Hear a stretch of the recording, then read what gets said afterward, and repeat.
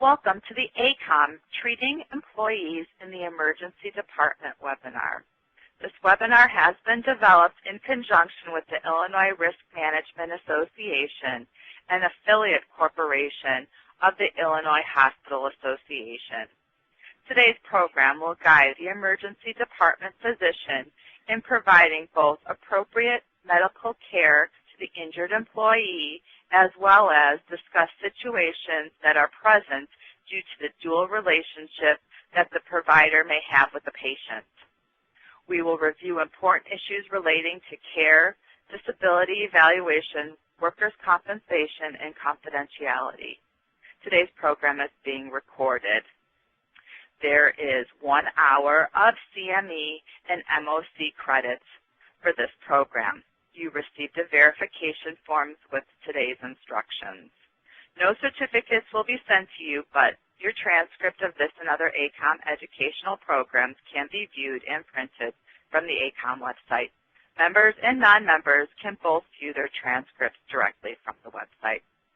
Today's program will consist of approximately 55 minutes of lecture with questions at the end. This educational activities planners and presenters indicated that they have no disclosures to be made. It is my pleasure to introduce Dr. Carl Auerbach. Dr. Auerbach is Associate Clinical Professor of Emergency Medicine at the University of Rochester and Managing Scientist at Exponent, Inc. He has just recently retired as Associate Clinical Professor of Environmental Medicine and Staff Physician at the Strong Occupational and Environmental Medicine Program. He is Vice President of the American College of Occupational and Environmental Medicine, and he is a frequent speaker at local, regional, and national medical conferences. Dr. Auerbach, you may begin. Thank you, Sandy. It's my pleasure to speak with you today on issues about treating your own employees in the emergency department. But it's important to note that what we're going to talk about also applies to treating employees of other companies as well. Today I will talk about the issues we face in treating our own employees in the emergency department. I'll give you a little bit about my background so you know where I am coming from in regards to these issues. And particularly I'm going to tell you what we're not going to cover. We'll talk about how often the issue of treating your own employees in the emergency department does occur. We'll talk about the level of need of these patients as well. In discussing this, I'll be talking about the difference between doing a medical assessment and doing treatment. They are definitely different issues.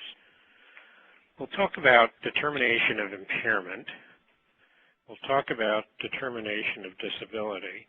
And in doing that, I will try to give you a definition of these things. We'll also talk about determination of causality, something that we in emergency medicine don't often address, but it is very important in the areas of occupational medicine. In addition, I'll talk about defining work status and talking about a safe work situation versus the medical condition we're treating. We'll talk about the OSHA Log 300, which is something that you may not have been involved with in the past, but it is important in occupational medicine. We'll talk about the Americans with Disabilities Act. Particularly when treating one's own employees, we do sometimes run against issues regarding the Family Medical Leave Act. I'll talk about workers' compensation in general and how this relates to our treatment. And we'll talk about HIPAA, which is something that we all deal with every day in treating patients, but often don't think about in relationship to workers' compensation.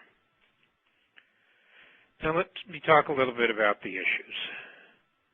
Our goal is to provide the best medical care possible. That medical care needs to be timely, It needs to be appropriate to the situation, and it needs to keep the context in mind. This is particularly true when we're talking about the treatment we give and the use of narcotics and sedatives, particularly when somebody is going to be in a work situation. Now, emergency departments have increasingly become involved in less than crisis true emergency situations. Now, this is true for non-occupational situations as well as occupational ones. The employees of the institution particularly may see the emergency department as a convenient way to get care. This means that they're going to use the department in situations that are less than critical in what we consider to be a true emergency. And nonetheless, as in many situations, the employee as general population sees emergency department as a quick, convenient way to get the care. Supervisors in your institution may also see the emergency department as a resource to resolve issues that have a medical component. When these arise in the workplace, the emergency department is nearby and available 24/7 to provide a response that might better come from another situation. Nonetheless, emergency departments are called upon to do this. As I said, much of what will be covered today may have implications for dealing with employees that are not of your own institution, but are presenting for a work-related situation. Now, the emergency departments may be the place that employees choose to come for care on their own, but they may be sent for the care or evaluation by the employer. And in these situations, the needs are not always medical. There may be an administrative or capability question being raised by the employer. Now, the work-related questions that come up may arise as part of the treatment. And indeed, the work-related question may be the sole purpose of the visit from the point of view of either the employer or the supervisor. Therefore, treating without answering the work-related question may not be what the person who has sent the employee to the emergency department is actually looking for, or it may not be what the employee themselves is actually looking for. As you proceed with the evaluation and treatment of your own employees, you have to be very sensitive to the relationship that exists between you and the person you are treating, between you and the institution, and the person and the institution. Confidentiality clearly has to be maintained in the emergency department itself. HIPAA certainly dictates that. But confidentiality also has to be maintained in communications with the supervisor and in terms of information release in general. Before we go any further, let me tell you a little bit about my background so you understand the framework from which I come at this issue. I am trained in internal medicine, but I've been doing occupational medicine and trained in occupational medicine for many years. I've worked per diem in the emergency room for 35 years in all sorts of settings, urban, suburban, and rural. And while I don't see that I am the level of many of you listening to this webinar, I have had experience in the emergency department and had experience in treating our own employees in that setting. As was indicated, I am Clinical Associate Professor of Emergency Medicine at the University of Rochester, a position that I continue currently, and I've just retired from the Department of Environmental Medicine, where I served in the Occupational and Environmental Medicine program for many years. I'll tell you a little bit about my foreground. I've just joined Exponent Incorporated in their biomechanics division, and I'll be doing analysis of injury from a medical and a biomechanical viewpoint. I will continue emergency and occupational clinical work as part of that activity. Let me tell you a little bit about what we're not going to cover. As outlined on slide 16, we're not going to be covering specific treatment. You know how to treat people. That's not the purpose of our discussion today. But in treating people for work-related injuries, you should be aware of the ACOEM treatment guidelines. These have been adopted by several states as the basis for treatment of work-related injuries. Many states have adopted spin-offs, things that are very closely related to the ACOEM treatment guidelines. And increasingly, worker comp insurers are using them for case management. Thus, they become an important basis for treating work-related conditions without running afoul of the insurance system. They also are a very evidence-based criteria for treating work-related conditions that have applicability in other situations as well. ACOEM can give you more information about the treatment guidelines. So now let's discuss how often this situation occurs in the emergency department. Quite frankly, statistics are hard to come by. There's no routine separation of hospital-employed versus non-hospital employed people who present to the emergency department. There is a study of a pediatric emergency department that happened not to be part of an adult emergency service that saw a small number of adults. Of these, 84% were classified as urgent or emergent, and over half of them were hospital employees. So this did give us some indication that a large number of employees who do use emergency room are hospital employees. In terms of level of need, it seems that all too often the reason for a visit of both work-related issues and non-work-related issues does not correspond to the urgency of the visit. For example, we are frequently called upon in the emergency department in my institution to consider return to duty evaluations. We are often called upon to handle minor medical issues that relate to the ability of a person to remain at work rather than a situation that required high-level emergency care. We're also called upon to document medical situations that don't actually require care. This is especially true for work-related injuries. People who have a minor situation sometimes present to the emergency department because they feel they need to document a medical treatment for the insurance systems. Sometimes they present to the emergency department to confirm a medical situation, such as a return to work request.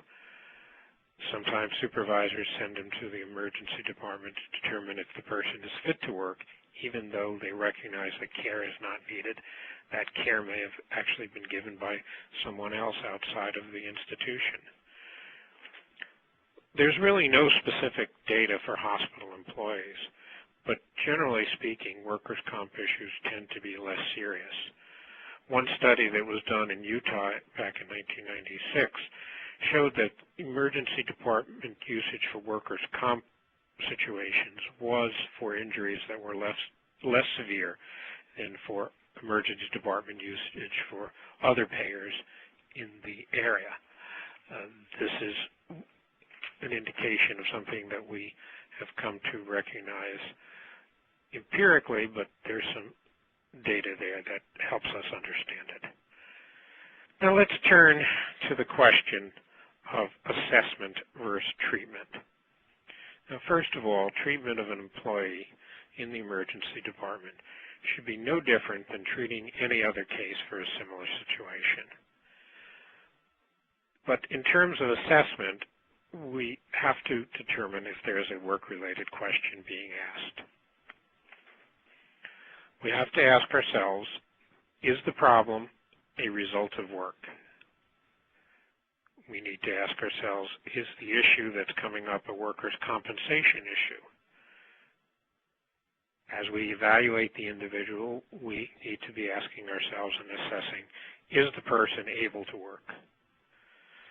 And particularly, are they able to return to work at this time?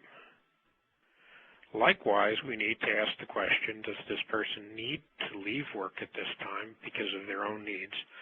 And equally important when we're in a medical institution, does the person represent a concern to the patients? Are they infectious? Is their situation such that they would not be able to render safe and appropriate care to the people they care for? Now, the question of whether or not the situation is workers' comp or not depends on the definition in your particular state. Typically, the issue of workers' comp comes up when a situation arises in the course of work or as a result of the work. However, this gets tricky in that an event presenting in the workplace might be workers' comp, while the same event occurring at home is not workers' comp. For example, if a person develops back pain while at home, it's usually not considered workers' comp. But if that same person presents with the same back pain that they claim to develop in the course of doing some minor task, it might well be workers' comp. We don't know whether they brought this pain into the workplace or not. We don't know whether the event that they were doing actually is the cause of the situation, but it does move it into the workers' comp arena when they present with it at the workplace.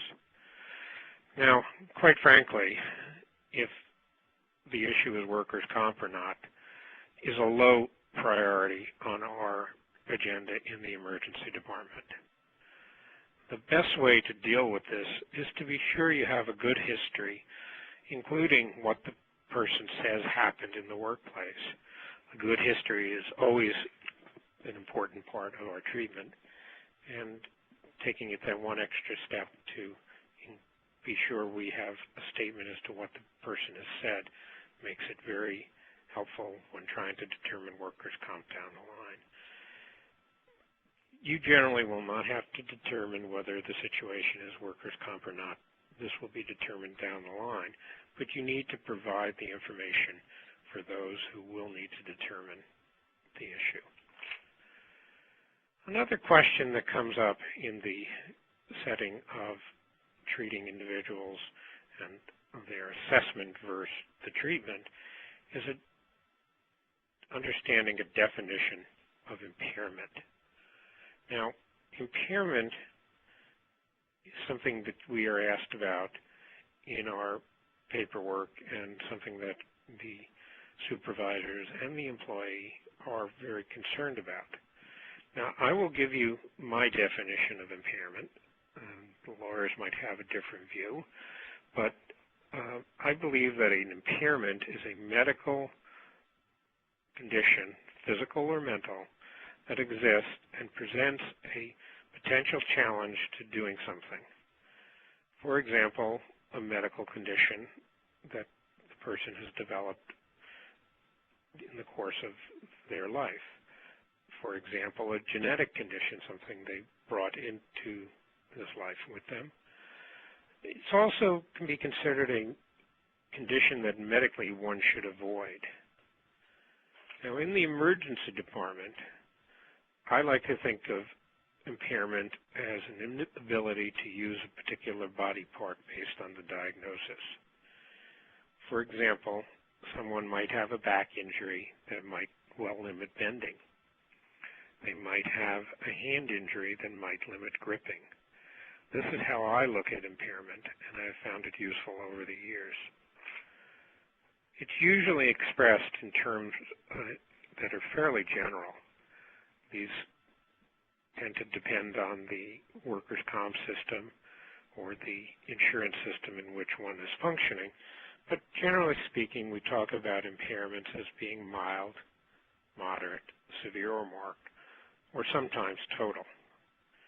Now, I would point out that most people who are ambulatory will not be totally impaired, but indeed they may be unable to use a body part and thus have some degree of partial impairment at a level that we might discuss as mild, moderate, or severe.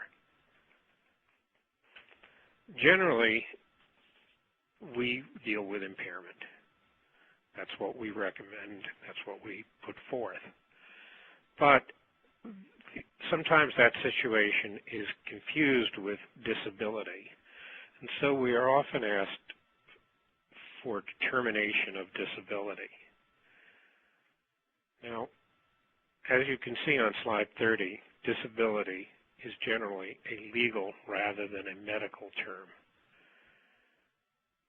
We, however, are often asked as physicians to determine disability when what is really meant is impairment. In the course of discussing a disability, we may be able to be asked to give a suggestion for the disability, but keep in mind that we're really talking about an impairment. Now, I like to think of disability from the emergency department perspective of what will make this person whole, particularly as relates to work. For example, if the person has limitations on their activity that come about because of a medical impairment, an appropriate recommendation for disability would be a work limitation. So, for example, we might indicate that they shouldn't do certain things. We might also go to a situation where we're talking about total impairment, and that situation that would make them whole in this situation would be not to be working. And from a legal side that might occur down the line, what might make a person whole again if they've had an injury and a subsequent impairment might be a monetary award. And when somebody comes into the emergency room, especially if they're being sent by the supervisor, this is often the question being raised. Is the person disabled? Are they able to work? Now, frankly, this is often the last concern of us in caring for people in the emergency department, but I assure you that it is an important concern of the supervisors. So it really has to be addressed in many of the cases. However, the easy solutions, which is sometimes telling the person, well, stay out of work, only adds to what I would consider to be a disability epidemic. There's an increasing number of people who are claiming that they are unable to work. They often seek medical support. This is often fostered by the systems. And while most people are honest in their thinking about these issues, are people who are willing to work, we as physicians often add to this disability epidemic by telling the person that they should be out of work when in fact they can be working. Now, sometimes it's the agenda of the patient. Sometimes they're there in the emergency room to get out of work. But by and large, I found that it's more often that we as physicians tell the person something that makes them think they're unable to work, and they therefore follow our instructions and stay out of work. And this becomes a problem in its own right.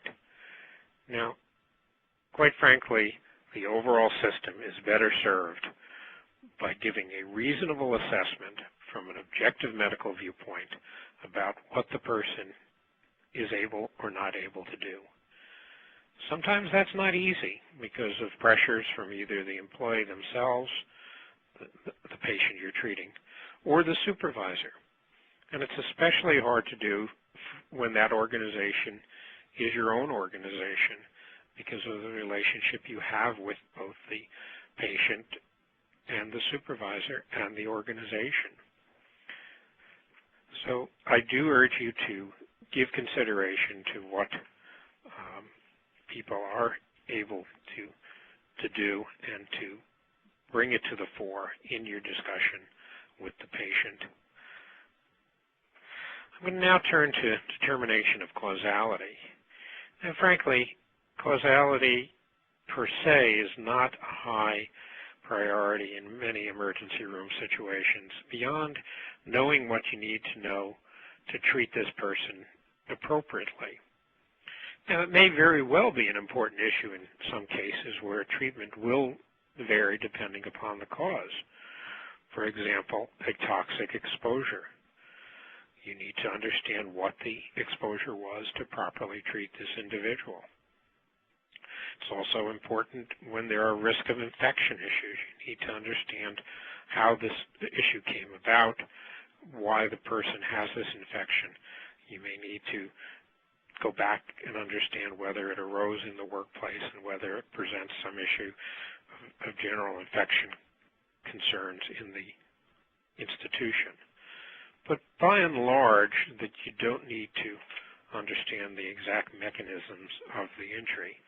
I would point out that that's the area that I'm now going to be working in, and it's a challenging one.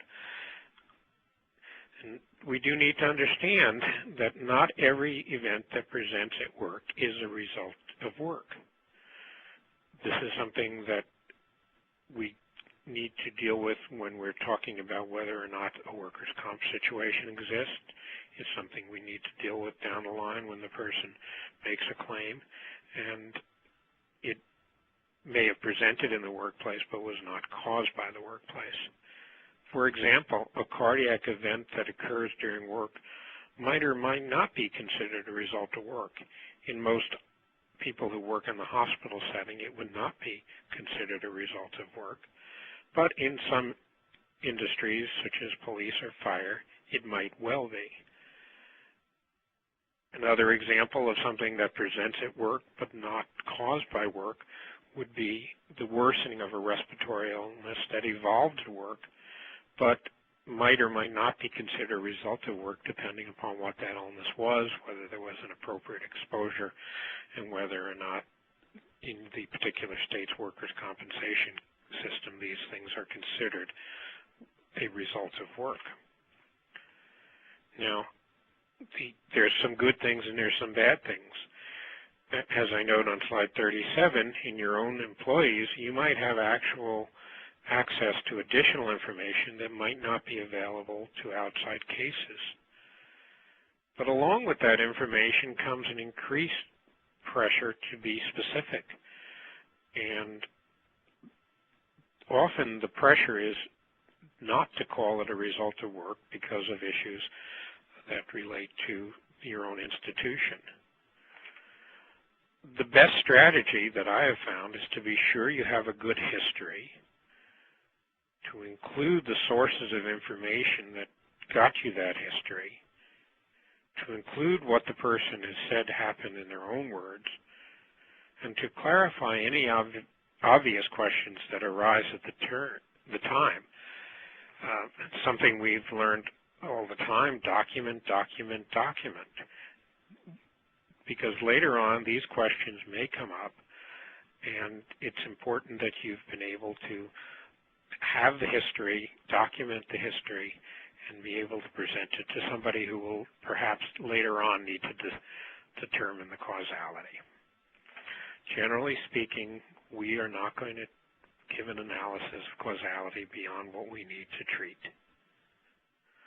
On the other hand, one of the things that we will need to give at the time is the work status.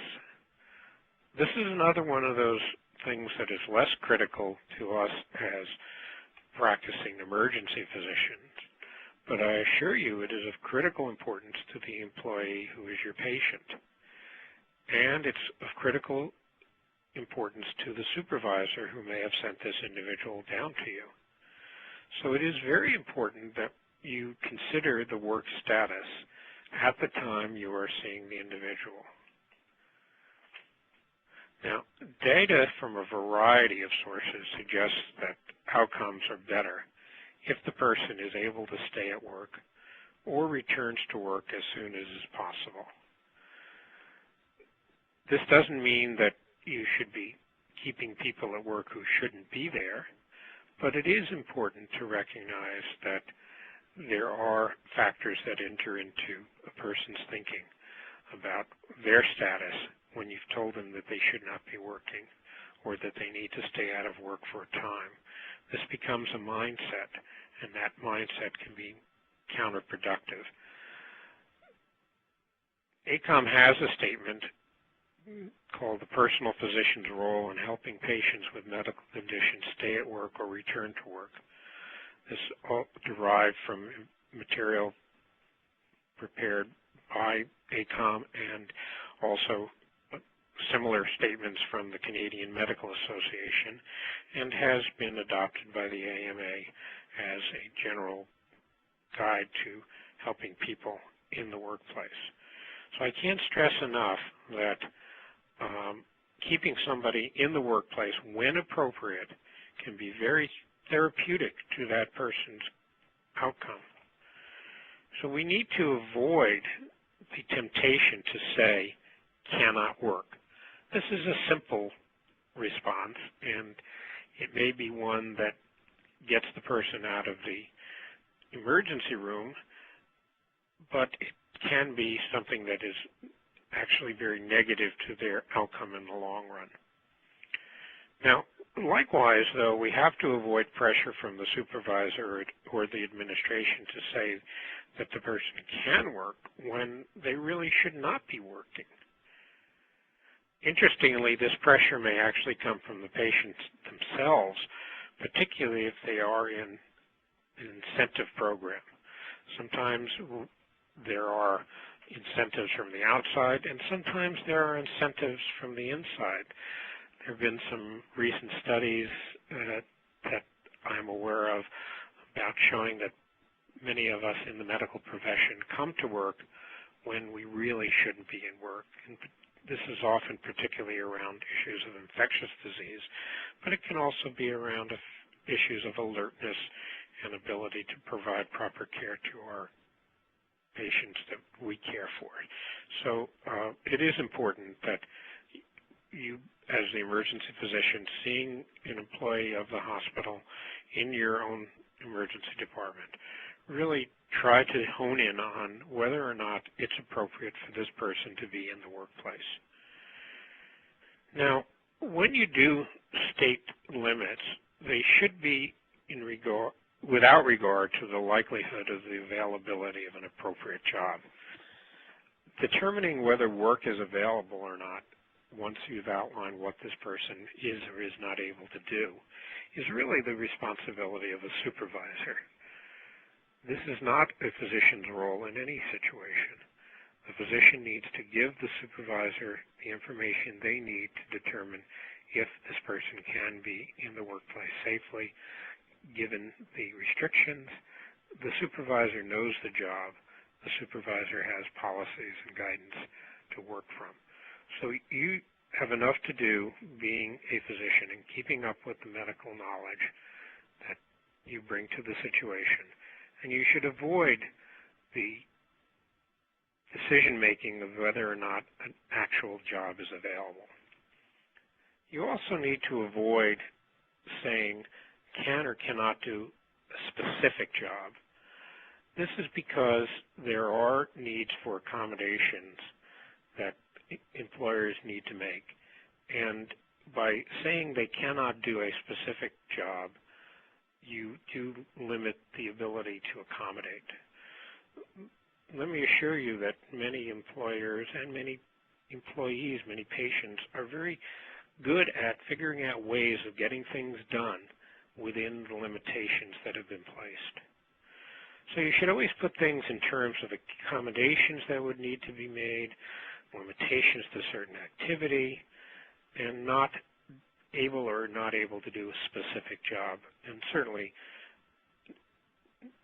avoid, where possible, not able to work if they are indeed able to work. Now, you do have to have a knowledge of the medical realities, in other words, the impairments that we've talked about earlier, to decide what the person is or is not able to do, and to put such things as limits.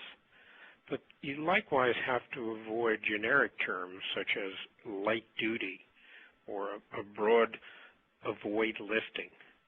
You need to put things in terms of specific restrictions where possible.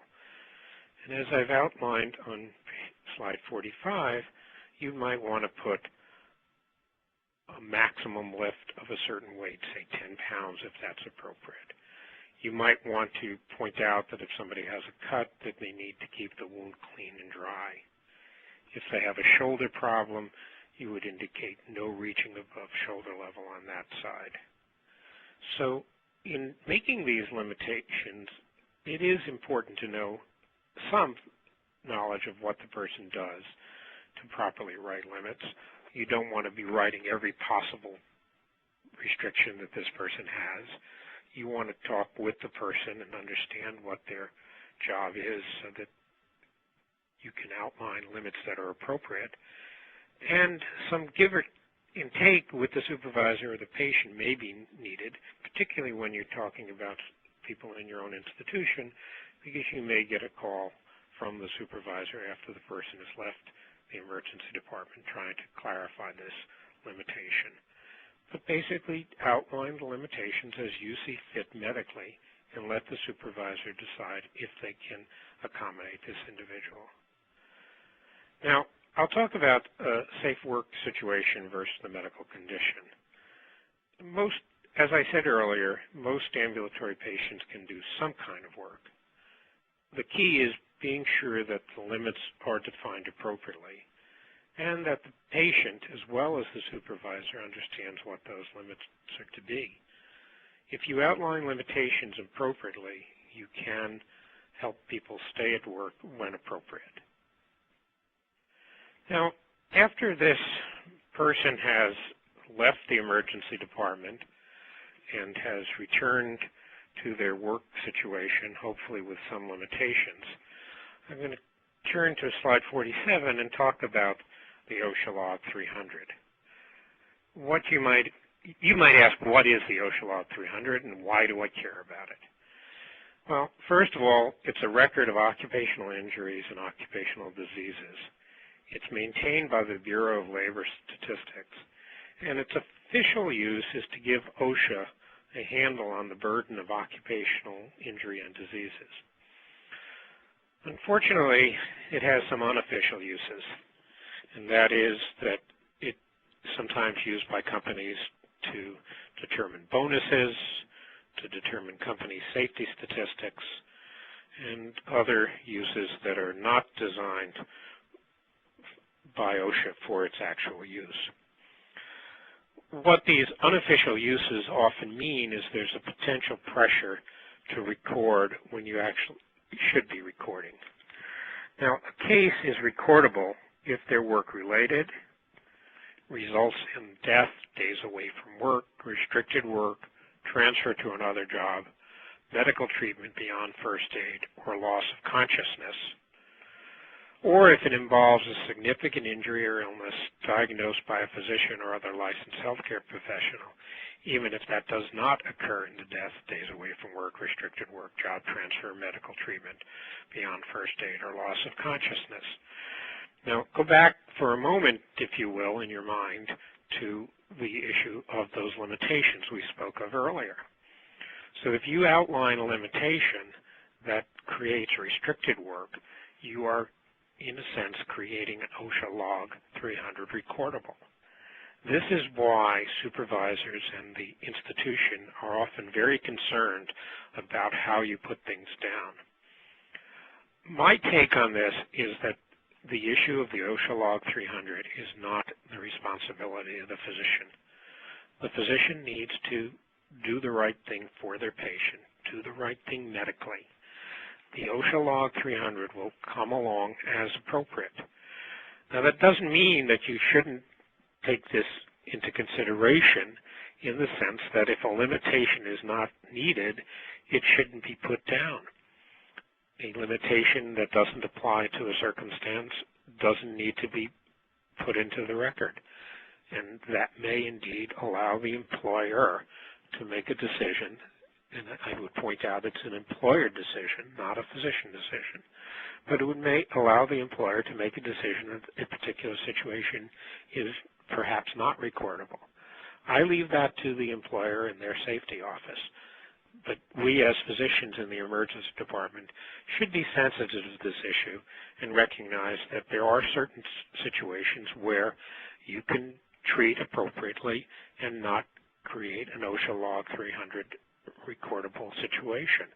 An example might be the use of a non-prescription medication which would work equally well to a prescription medication. There are some certain medications that have to be used that are prescription. But if the person needs an anti-inflammatory, ask yourself the question, would over-the-counter medication work equally well for this person as compared to prescription medication? This is where the OSHA Log 300 comes into play, and this is where you as a physician can help the situation in terms of defining the proper medical treatment, but keeping in mind that there are things down the line that come to play. Now, another one of the issues that comes into play is the Americans with Disabilities Act. Now, I talked about outlining the person's limitations in terms of what they should or should not do or conditions that they should or should not encounter.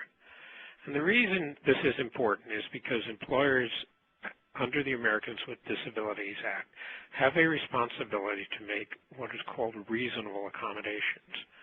I'm not going to get into the full details of what are reasonable accommodation. That depends on the size of the company, the certain aspects of the work, things that are for the employer to worry about. But I would point out that as much as the Americans with Disabilities Act is true for employees and workers with permanent issues, it's true for short-term issues that we would likely see in emergency departments. Now, some workers and some employers are resistant to the concept of accommodating. They say it's too much bother. They say it's that they can't accommodate, that they don't have the type of jobs, or that the person doesn't have the skills. This all may be very true, but it's not an issue that we in the emergency department as physicians should be addressing.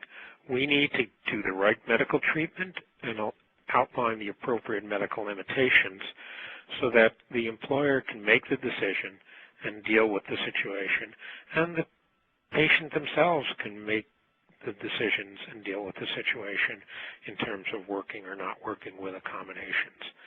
So while we don't get into a great deal of issue with the Americans with Disabilities Act, we do need to know about it, and we do need to be outlining limitations.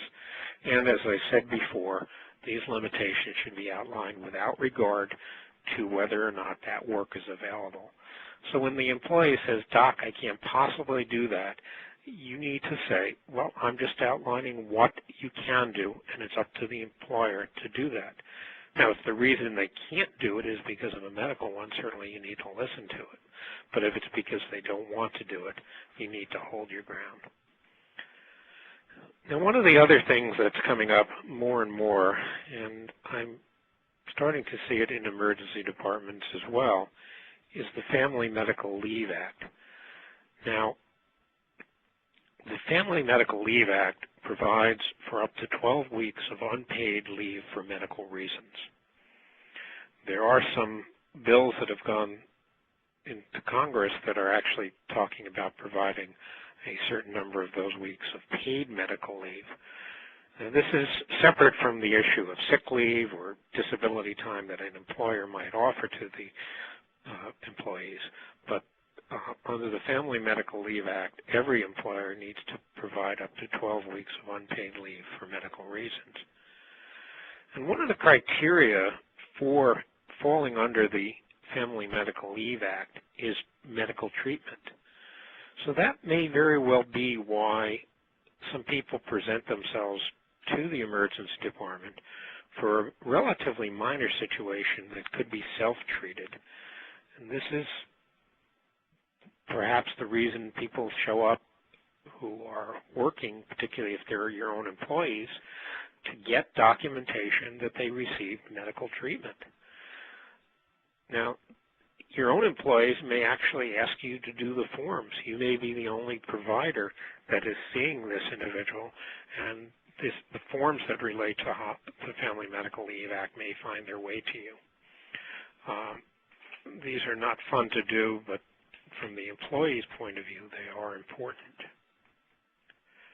Now, we did talk a little bit earlier about workers' compensation. As I said, the condition needs to have arisen out of the course of work, and it's another reason you may see someone in the emergency room for situations that are less than true emergency. The business office usually will take care of the forms, but you may be called upon to testify about the case, hence my advice to you about documenting the situation. You can find in Illinois' information, as outlined on slide 53, the website there. I would point out that there's really not much guidance for providers in that website. There's an awful lot of information for employees, employers, insurance companies, but not much in the way of guidance for providers. So my recommendation to you in Illinois, as in other states, would be to document the situation, put down the findings that you have. Sometimes those things are as simple as being sure you've got the correct side, correct body part, correct time of events, the history that the individual has given you. This may seem self-evident, but I've been called upon to look at cases, and nowhere in the emergency report does it tell us when this event happened or how it was claimed to happen, and unfortunately sometimes it doesn't indicate which finger is cut or whether it's right or left. Those are general issues of documentation, but they become very much important in workers' compensation. Now, I'm going to turn to an issue that has become a problem for many of us. There are a lot of questions around HIPAA, the Health Insurance Portability and Accountability Act. Now, it's clear that for non-occupational issues, HIPAA applies. I think that the hospital and our institutions have really driven this home with us, that we have to be attentive to the HIPAA situation and not release information without an appropriate HIPAA-compliant release. And normally this will be done as part of the normal intake for emergency departments. It's not something you would get involved with most of the time. You would presume that a HIPAA release would be present. However, down the line you might be called upon to provide information, and you certainly want to be sure that a HIPAA release is in place. Now, under the HIPAA Act, HIPAA releases are not required to send information to the insurance carrier for workers' comp. There is a carve-out which allows for providing information required by state laws. Workers' comp is one of those. Now, there's no harm in having gotten a HIPAA release to provide this information, but you do not need to have one to give information to the insurance carrier or workers' compensation itself. But there's a problem. HIPAA release is required for flow of work-related information to other than the insurance carrier. And that is true in workers' compensation cases. It's true in talking with the employer, and it's true in talking with other providers, except in emergent situations for continuation of care. In other words, the HIPAA release, as I best understand it, and my caveat would be I'm not an attorney, but the HIPAA release is required for flow of health-related information relating to work situations, even if it's workers' comp, other than to release to the insurance carrier or workers' compensation itself. This is a point that is often missed in talking with occupational providers, because they've made the assumption that because workers' comp and workers' comp insurance have been carved out, that they do not need a HIPAA release for other information. In talking with the people who look at this from a legal point of view, I've been told in no uncertain terms that this is required. It's not been fully tested in the courts, but there have been complaints and there have been rulings that suggest that there's little doubt that the HIPAA release is required for work-related information other than to the insurance carrier or workers' comp itself. And usually, as I've indicated on slide 57, emergency departments don't often include the patient's employer. Now, we sometimes get around this by giving the patient a form that they can choose to release to the employer or not. But what about when the patient is an employee of your own facility? And in these situations, you may be talking with the supervisor more directly. The supervisor might have indeed accompanied the person down to the emergency department. So you have to be very cautious in talking with the supervisors without an appropriate HIPAA-compliant release. And beyond health information itself, this may well apply to the duty status or the capability to work, as has been shown in some situations that I'm personally aware of. It certainly applies to medical diagnosis, medical treatment, and medical prognosis. So I would urge you to take care. Supervisors may push for information that they feel they have a right to having. And what happens if the administration pushes for that same information? Now, there is a case from an employee of the New York Times and a nurse who was the employee health nurse at the New York Times. This is back in 2001, pre-HIPAA. And there was quite a bit of issue here in terms of whether or not this information that the nurse had about an employee could be released without the employee's permission.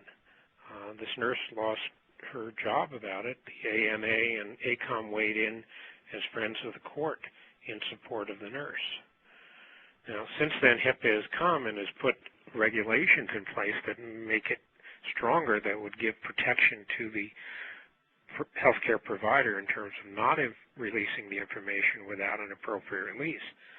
But HIPAA cuts both ways on this. It's a basis for not releasing the information, in other words, for keeping health information confidential unless permission is granted by the employee. But there is, in HIPAA, penalties for releasing inappropriately. So you must be aware of those and keep those in mind. So, in conclusion, I've outlined a number of issues that you in the emergency department face when treating your own employees, or indeed employees of any organization, in the emergency department. And as I say on slide 60, treat your organization's own employees with the best possible medical care you can possibly give. This is our role as physicians, and it's what we should be doing. You need to avoid pressure from the supervisors to do something that is not in the best medical interest of the patient, and that might relate to the medical treatment itself, it might relate to the work status, and that's in both directions, saying they can work when they should not, and saying they cannot work when they can. And therefore, the best medical interest does not equate to take me out of work. It's something that we have to be careful of as we deal with any individual, and especially with one's own employees. And you have to be mindful of the rules that apply, the issues of workers' compensation, the issues of family medical leave, the issues of OSHA Log 300, and especially the issues of HIPAA. Thank you very much for your attention. Are there any questions?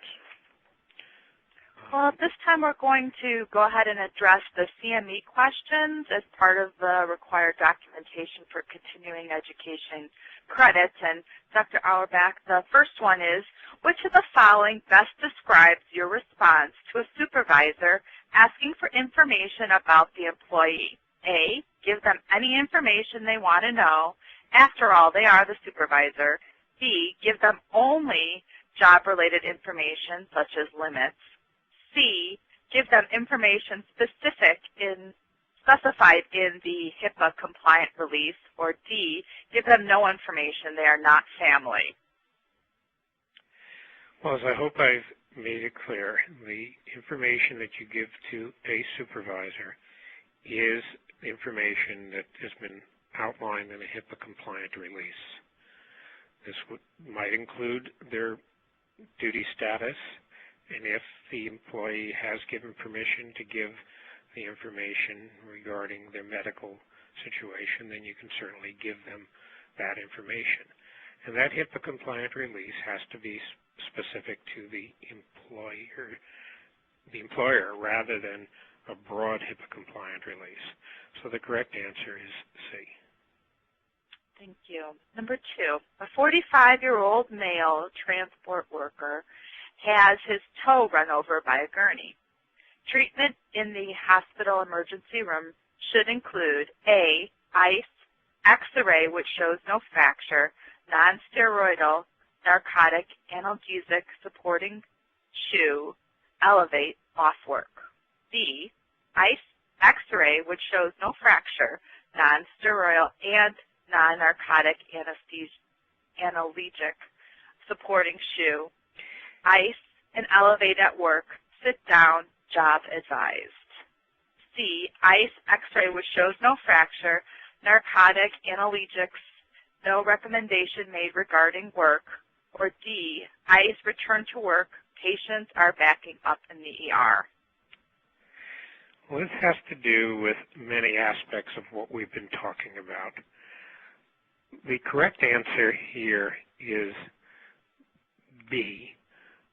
You should do the appropriate evaluation and appropriate treatment, and where appropriate, a non-narcotic analgesic so that the person is capable of maintaining alertness and, as appropriate, a sit-down job. Now, obviously, this situation will depend on the degree of injury, but to do the appropriate treatment and keep in mind the person's ability to return to a working situation if safe and appropriate, and outlining what those limitations need to be is, in my opinion, the appropriate way to treat this person.